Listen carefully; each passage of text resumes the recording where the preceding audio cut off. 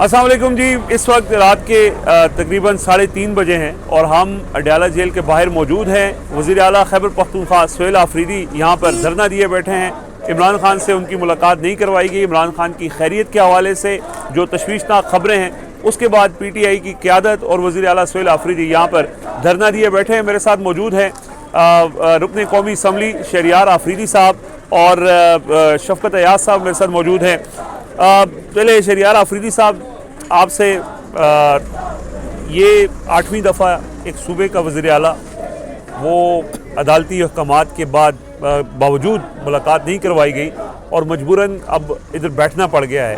इस बैठने का कोई फ़ायदा आपको लगता है कि कुछ होगा, कोई असर होगा इस रजीम के ऊपर कि कोई थोड़ा सा वो एक आइन और कानून के मुताबिक जो अदालती फ़ैसला है उस पर अमल दरामद वो करवा लें?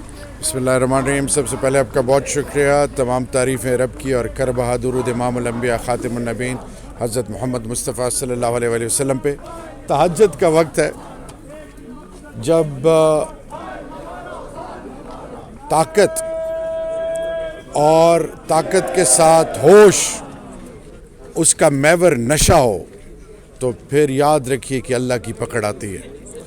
ये जो आज पाकिस्तान के साथ, आइन के साथ, पाकिस्तान के पार्लियामान के साथ, अदलिया के साथ जो खिलवाड़ खेला गया है, इसकी तारीख़ में मिसाल नहीं मिलती। और उसका जीता जागता सबूत 4.5 करोड़ एक सूबे के पाकिस्तानियों का चीफ एग्जीक्यूटिव ज़मीन पे बैठा हुआ क्या मांग रहा है।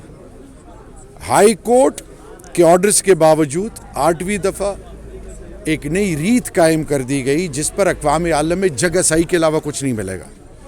और सलाम है खान साहब की विज़न को और उनकी टीम को, उनके ख़ानदान को, उनकी बहनों को, पॉलिटिकल वर्कर्स को, असीरान को, पूरी कौम को कि पिछले 3 साल से जिस इस्तराब से ये कौम गुजर रही है, लेकिन न हिम्मत हार रही है बल्कि इमरान खान के साथ उनकी मोहब्बत दिन ब दिन बढ़ती जा रही है और जुनून की हद क्रॉस कर दी है उसने।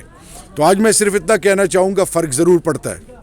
पूरी दुनिया में, इंटरनेशनल मीडिया में ये बात अब जो है आया हो गई है कि जो ये हो रहा है इस मुल्क में, ये बदकिस्मती से पाकिस्तान की बुनियादों को खोखला करना है। आप 2 फ्रंट पे जंग नहीं लड़ सकते। हिंदुस्तान मोदी आपको अलग आंखें दिखा रहा है।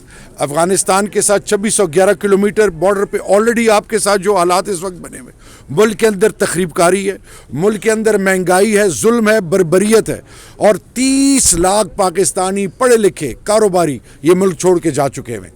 जवान मायूस हो चुका हुआ है। इस दौरान जब ये फुटेजेस जवान देखेंगे, क्या मैसेज आएगा पार्लियामान के अंदर।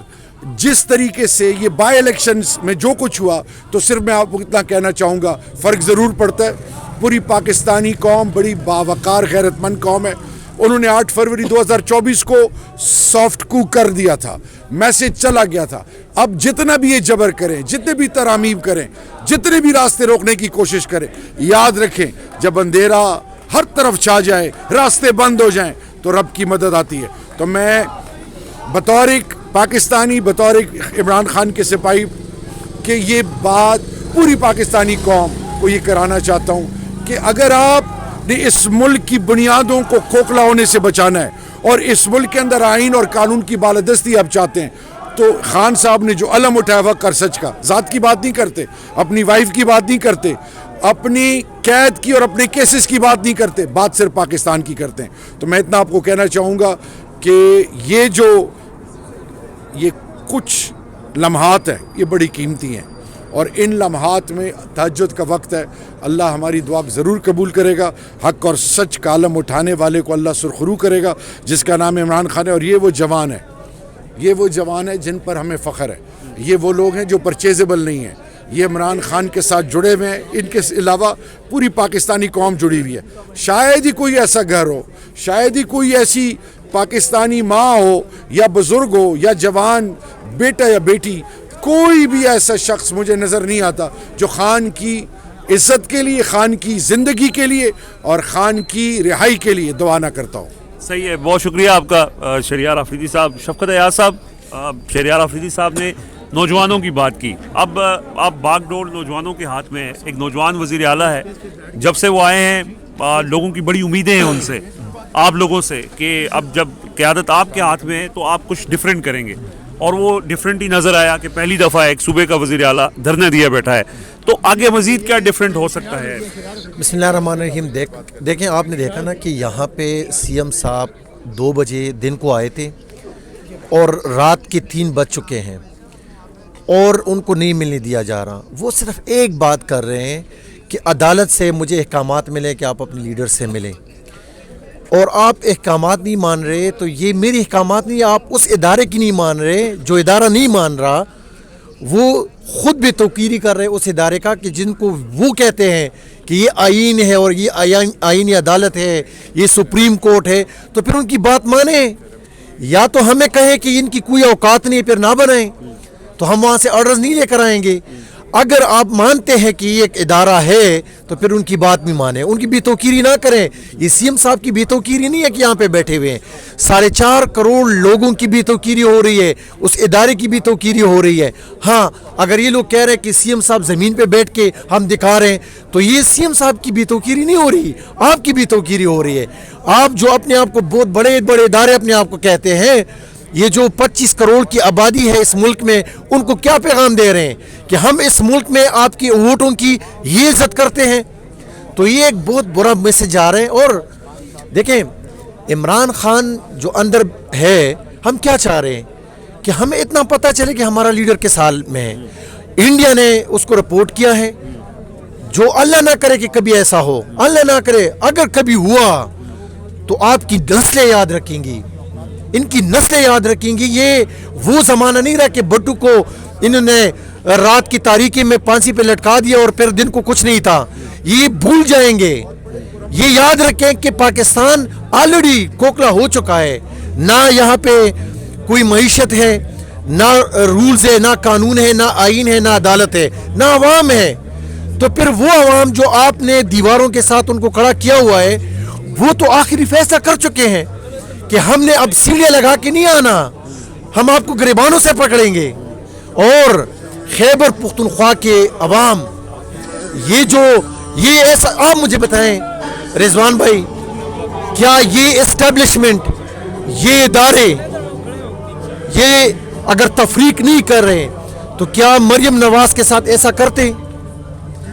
یہ سندھ کے کسی چیف منسٹر کے ساتھ ایسا کرتے؟ تو ایک غلط میسج دے رہے ہیں یہ لوگ. یہ ان کے ذہنوں میں یہ بات ڈال رہے ہیں کہ پختونوں کی اس ملک میں کوئی حیثیت نہیں ہے, نہ اس صوبے کی کوئی حیثیت ہے. تو یاد رکھیں کہ ہم کبھی آواز نہیں اٹھاتے, ہم ہمیشہ آپ سے اپنا حق چھینیں گے, لیکن آپ لوگوں کے ذہنوں کو گندا کر رہے ہیں. اور کل انشاءاللہ یہ دیکھیں گے, سی ایم صاحب تو نہیں جا رہے.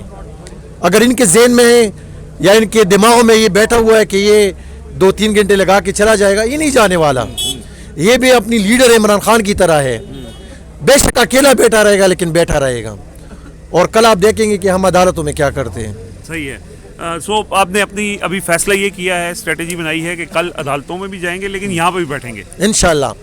کل انشاءاللہ ہمارا جو پروگرام ہے کہ ہم تو یہاں بیٹھے ہوئے ہیں, صحیح ہے, عدالتیں کھلیں گی, عدالتوں کا بھی رخ کریں گے, جائیں گے, اور وہاں پہ عدالتوں کے ان ججز کو کہیں گے کہ ایویں نہ بیٹھے, آپ کے آرڈرز کی کوئی حیثیت ہے نہیں, اگر ہے تو آئے ہمارے ساتھ چل کے جائیں. کیا کی حیثیت کیا ہے, ایک ایس ایچ او اور ایک سپرڈن آپ کی اس آرڈر کی کیا وہ کرتا ہے. صحیح ہے. بہت شکریہ جی. شفقت ایاز صاحب, بڑی زبردست گفتگو کی, اور یہ کہا کہ اب یہ نہیں ہو سکتا اگر کسی کو غلط فہمی ہے کہ یہ جو نوجوان قیادت ہے یا نئے وزیر اعلیٰ ہیں, یہ کسی طرح سے کوئی ان پلان بی ہوگا. اب وہ جب بیٹھے ہیں تو یہاں پہ بیٹھیں اور یہاں سے جائیں گے نہیں جب تک ان کی جو مطالبات ہیں وہ پورے نہیں کروائے جاتے.